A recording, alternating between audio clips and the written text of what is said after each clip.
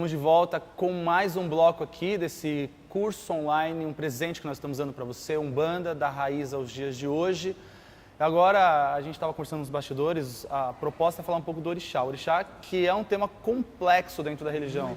Hoje, atualmente, porque há uma discussão, o orixá existe, não existe, o orixá é só do candomblé, existe na Umbanda também, de onde que entrou tudo isso, sei lá. É um tema que dá pano para manga, isso é um fato.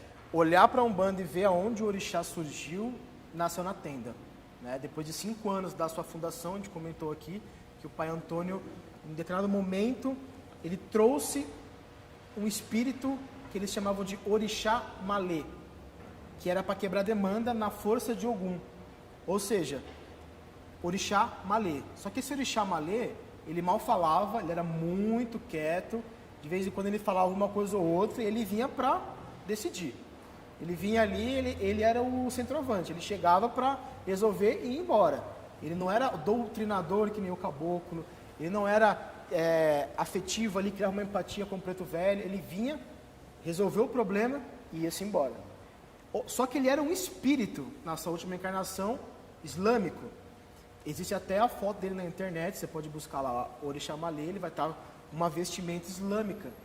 Ou seja, a gente tem ali, é uma mistura, né? A gente tem o caboclo, que na verdade, na última encarnação, ele era um padre, a gente tinha um preto velho, que na sua última encarnação era um escravo, e a gente tem um orixá, que na verdade era um espírito islâmico.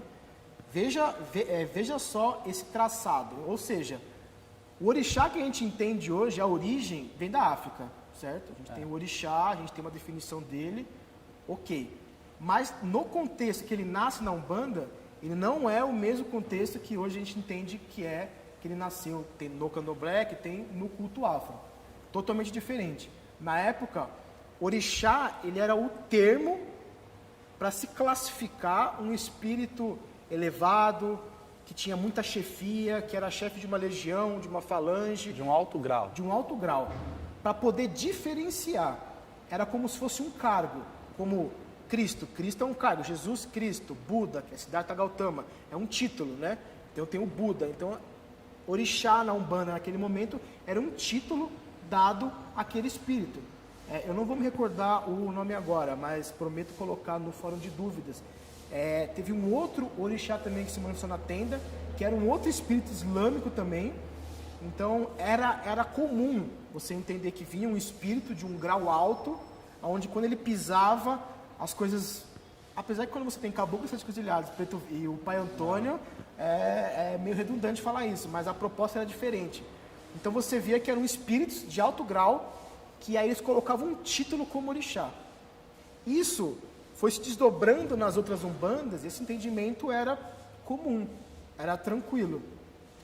Com a influência, depois do primeiro congresso também, com a influência afro também começou a entrar muito forte na Umbanda, e em algumas umbandas, esse conceito, que é como se fosse um sincretismo, ele foi quebrado. E aí, se realmente o orixá africano entrou na Umbanda. E aí, muitos sacerdotes dessa parte afro, de influência afro na Umbanda, tem a deitada, a raspagem, a iniciação no candomblé, para eles trabalharem com o orixá. Mas aí se perdeu, então, aquela ideia inicial sobre o orixá assumir, né? Ou de alguma forma, aquele chefe de falange, aquela entidade chefe de falange, assumir o título orixá. Exato. Aí Então já se perdeu um pouco isso. Se perdeu. Aí já não foi mais um título, realmente era um ser ali que era orixá, o ser africano, que tinha essa conotação. Algumas pessoas também, pensamentos umbandistas, falam muito que esses orixás também são encantados. A gente tem a encantaria do Brasil, indico muito o pessoal estudar sobre encantaria, que você vai ver muitas semelhanças com a Umbanda, os capitães, etc. A nossa Iemanjá é muito parecida com os encantados dele. Então, quando a gente traz todo esse contexto, algumas pessoas mantiveram essa nomenclatura, a minoria manteve a nomenclatura do orixá como um cargo, e a gente teve o orixá africano inserido, e depois a gente teve uma interpretação que era um ser natural que vinha e se conectava. Então, no primeiro momento a gente falava de um ancestral. Quando o orixá vem, ele vem da mesma forma que é no candomblé, um ancestral. Exato. A gente tinha... Depois que a gente meio que tornou isso uma energia e divinizou. Exato. Aí depois, por exemplo, a gente começa muito a falar sobre isso também, quando a gente tem Mato Silva, por exemplo, quando ele coloca os orixás também com a mesma semelhança daquela energia. Não se incorpora, não se trabalha com orixá na Umbanda esotérica. E muitas Umbandas também. Quando a gente fala um pouco mais da Umbanda para cá, a Umbanda do Pai Ronaldo, que veio da raiz do Zélio, mas ele inseriu também o orixá mais presente ali. Quando a gente trabalha com a Umbanda do Rubens Saraceni, que é a Umbanda Sagrada, você recebe um orixá que ele é um ser natural de uma outra dimensão. Então você começa a ter várias variações sobre o que é o orixá na Umbanda. Sim. O meu orixá, ele é africano, ele é um espírito, ele depende de qual estrutura e vamos colocar como egrégora você está. É como você se identifica espiritualmente com isso. É um assunto muito controverso, é um assunto que tem margem, daria para um curso inteiro, tem muitas informações sobre isso, mas o simples são essas estruturas que foram se modelando. Hoje ainda existem alguns terreiros, eu conheço um terreiro de um irmão meu que trabalha assim também, que tem essa concepção de o orixá é um cargo. Tá. E ali você vem um espírito... E a manifestação daquela divindade, tipo, Yansan, ela não acontece. Não, porque ele entende que aquilo é uma força. Que aí vem naquela questão das 7 linhas de Umbanda. Uhum. Não é uma divindade, é uma força que flui. Que aí em outros vertentes você chama de divindade, né? A divindade Oxalá, que é o trono da fé, cristalino. Mas no fundo é o quê? É a essência da energia. E aqueles espíritos que estão afins vão se juntando, vão se agrupando numa hierarquia. Os cabeças de hierarquia dentro, se a gente fosse colocar, da Umbanda do Zélio, seriam os orixás. E seriam espíritos de alto escalão que foram ganhando graus. Entendi, que legal. O pai Antônio é a figura, só por curiosidade, que trouxe o orixá Malê. Foi ele que trouxe. Foi ele que trouxe o orixá Malê. Ele que introduziu isso. E aí você pode até...